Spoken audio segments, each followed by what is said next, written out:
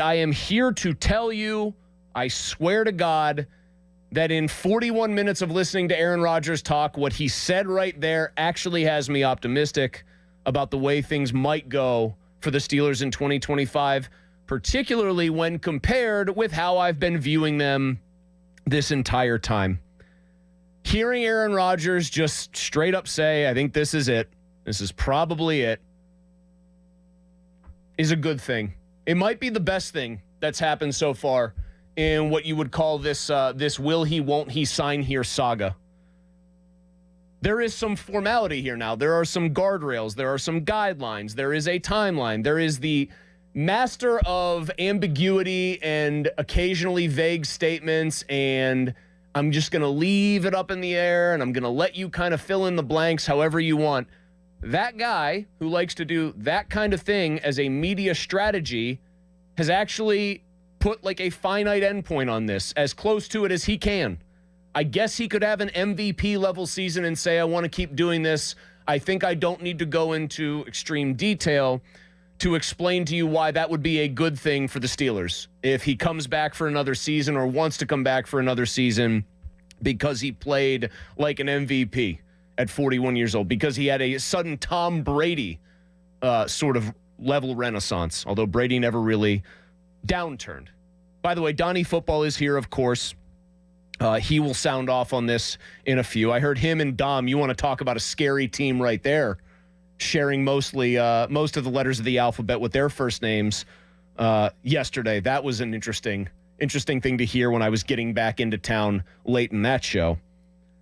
I'm not going to sit here, even though I said this is all about positivity. I'm not going to sit here, though, and just blow sunshine right up everyone's collective rear end here about this.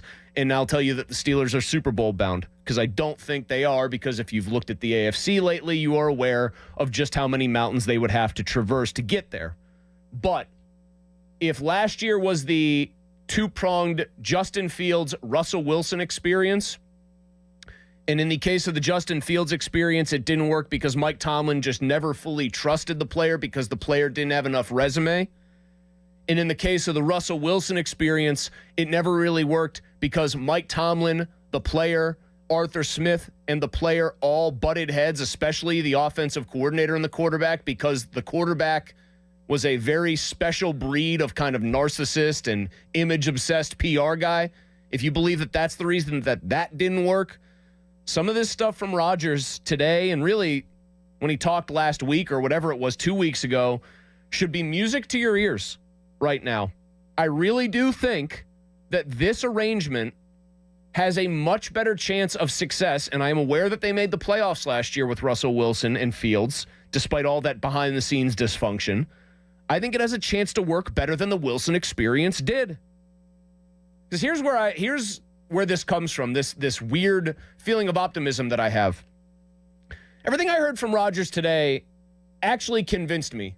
You know, some of this business, when people talk and we react to what they say, it's how convinced are you? Do you buy what they're selling? Do you believe what they're saying is authentic, or do you think that there's an air of BS to it? For example, when Cam Hayward talks, I think we all assume authenticity there.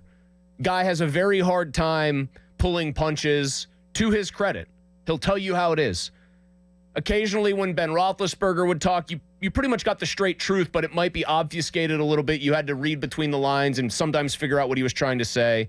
And then there are people like when George Pickens would say, no, I'm great. Me and the Steelers are great. You knew it was BS.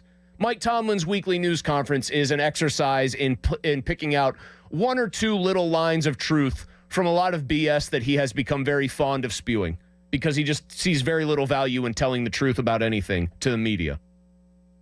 I actually think Aaron Rodgers is being sincere when he says a couple of different things. That he wants to end with some good vibes, that being at a cornerstone franchise matters to him, and that this really is it for him.